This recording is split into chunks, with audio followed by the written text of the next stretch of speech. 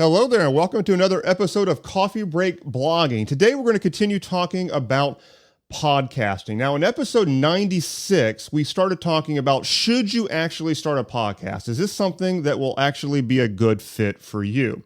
And then in episode 97, we went into how to start and actually launch your own podcast. Now, on this one, 98, we're going to talk about how to grow your podcast audience. I'm going to assume at this point that you have decided to start and launch your own podcast. Now, here's the thing about podcasting is that it is a long-term play. This is not something where you can just kick it out there and it's just going to kind of coast on its own. So we need to realize it's a long-term play and that the idea of growing our audience is something that we're going to be doing on an ongoing basis. So with that in mind, we're going to talk about 8 different strategies to grow your podcast audience, and we'll get started on those right now. The first one is the idea of being consistent. Now, this one I learned the hard way because when I first started this podcast, it was called the blog program. And it went through about 30 episodes, but it was kind of in this roller coaster fashion as we did it. And I kind of then let it die. And it really got to a point where my listener audience really just dropped down to, less than 100 people a day were actually listening to the show. And it was because nothing was happening. I was not putting out anything new. And so for that reason, and obviously with Coffee Break, I do it completely differently. It's 2 episodes a week. Consistency is extremely important. So we talked about that with launching your own podcast, and also should you start your own podcast, you need to make sure that you can be consistent. And when it comes to growing your podcast audience, it's extremely important that you are able to remain consistent. If it's going to be a weekly show, make it a weekly show. In my case, I'm doing it twice a week, and I'm pretty religious about doing it twice a week. And in fact, I'm pre-recording this episode. Some people are watching me do it right now. I'm pre-recording this episode about 3 weeks before it's actually going to be released because I'm leaving town with the family. And I'm doing that in order to keep it consistent. So that's the first strategy to growing your audience. Keep it consistent. The second one, and this is another important one, the second strategy is to have some kind of unique selling proposition, a good old-fashioned USP. The thing about podcasting is that it's really easy to fall into the trap of doing exactly the same thing as everybody else. And I personally have found that with interview style shows, I feel like many people are doing that. They come out and they just do interviews and they try to get popular guests and use that to grow their audience. And that is not a bad idea. It's just that you need to make sure that if you're going to do it, you have something unique to bring to the table. So when I came up with the coffee break concept for Coffee Break Blogging, my USP was that I was actually not going to be doing a lot of interviews, that I was going to make each episode very tactical, and that it was all going to kind of go in a sequence. And this particular podcast does. They kind of go in a general order. And right now we're actually talking about traffic generation. This is stage 4 of a 7-stage process that I've outlined. And if you want the roadmap, by the way, you can run over to coffeebreakblogging.com and grab that roadmap for this podcast. So have some kind of a unique selling proposition, have something that you plan to bring to the table that is going to attract people who are searching for your topic on iTunes. All right, strategy number 3 to grow your podcast audience is to cross-promote your podcast on your own blog. Might seem pretty obvious, but many people don't do it. And in fact, I forget many times actually to do this one. So you have probably seen related posts and that type of thing many times on blogs. Well, why can't you cross-promote your own podcast as a blog post on your blog? Now, you could, if you're doing everything on one WordPress install, then you could probably automate this pretty easily using a plugin. That being said, you can also do it manually because right inside the content, when it makes sense, you can create internal links to your own stuff and you can cross-promote your podcast when people are reading video post or written post on your blog. So that's one big way to do it is to cross-promote on your own blog. You got, most likely, if you came into it like I do, your blog gets more traffic than your podcast. Now, my podcast is starting to catch up. I'm actually almost at about half right now, where the podcast on a weekly basis is doing about half the reach of the blog.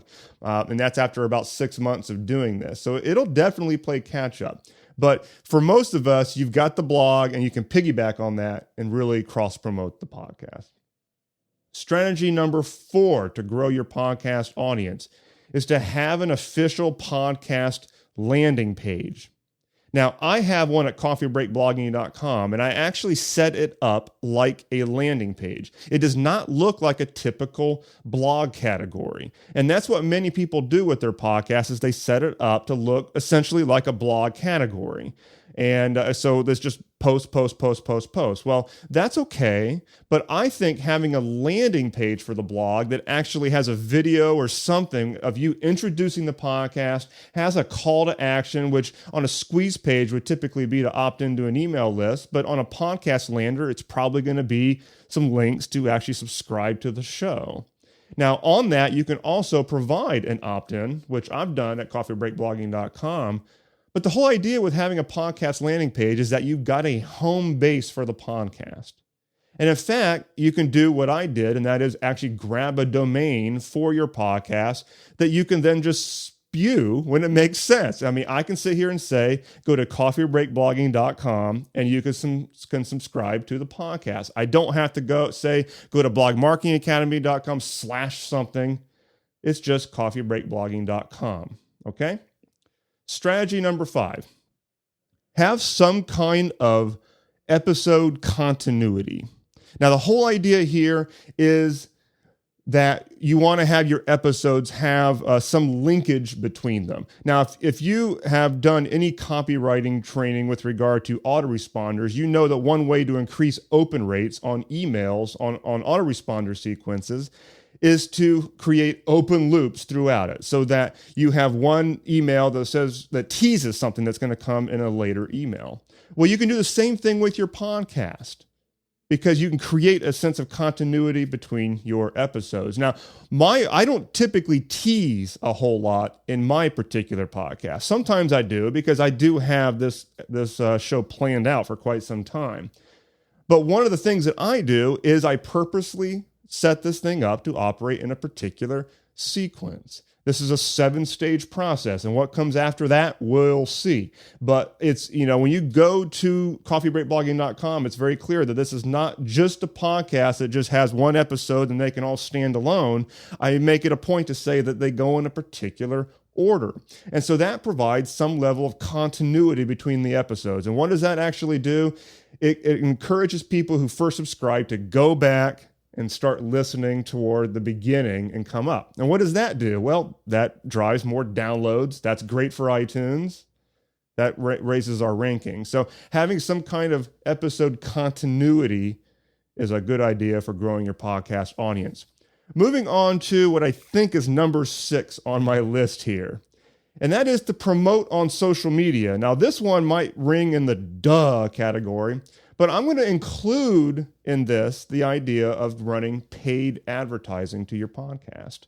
It's not outside the realm of possibility to do something like that. And in fact, if you really look at your podcast as a real business asset, well, like any asset, you might need to invest a little bit into it. And so that is something that I recommend that you consider doing with your podcast, is running a little bit of paid advertising. Now, I've experimented with this, and I actually ran some Facebook ads directly to coffeebreakblogging.com. Now, I'm not running that ad right now because I've redirected those funds into some other stuff. But when I was doing it, I was definitely getting people subscribing. And in fact, I did have some of my highest ever at the time downloads for the week when I actually was promoting the podcast using Facebook ads. Now, one of the things that I did there was that I didn't just, willy-nilly throw it out there to anybody. I did, break the audience down between desktop and mobile. I forgot which one actually worked the best. I've got coffeebreakblogging.com as mobile responsive, so it actually will work just fine on desktop. But what some people have done is they will promote on Facebook ads, and they will specifically limit it to mobile and also specifically limit it to iOS devices, which you can do with Facebook targeting. because it's generally going to be easier if somebody's holding their iPhone at the time to just direct them right into iTunes. Like that is where you point them to, is directly into iTunes. And you can test out what the results are going to be there. Now, unfortunately, you can't track conversions or anything like that when you do that. You can't get a Facebook conversion pixel and drop it anywhere because, iTunes is kind of like a black hole. All you really have is some download stats, and that's about it. But you can just, track your downloads and just look for general trends and see if it's working. And if you can get a good cost per click on that, then you can actually grow your podcast. Okay, number 7, and these are 8 strategies to grow your podcast audience. This one is to promote yourself as a possible guest on other shows. Really easy.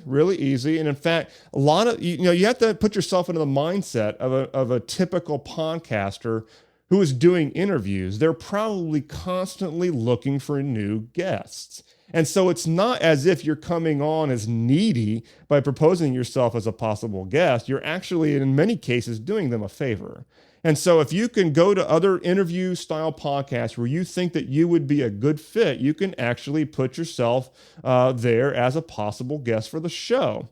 It probably is going to be a hell of a lot easier than trying to do standard guest posting. Okay, because these people really need guests. Okay, so you can appear in front of their audience, and then of course, every time I have ever been on an interview, they always ask me, "Where can people find out more about you?" Well, you drop the link to your podcast. Now you can mention your blog as well, but if you have that podcast landing page that we talked about earlier with a domain name that refers right to it, it's really easy to mention that on other people's podcasts. Okay, so that's strategy number 7.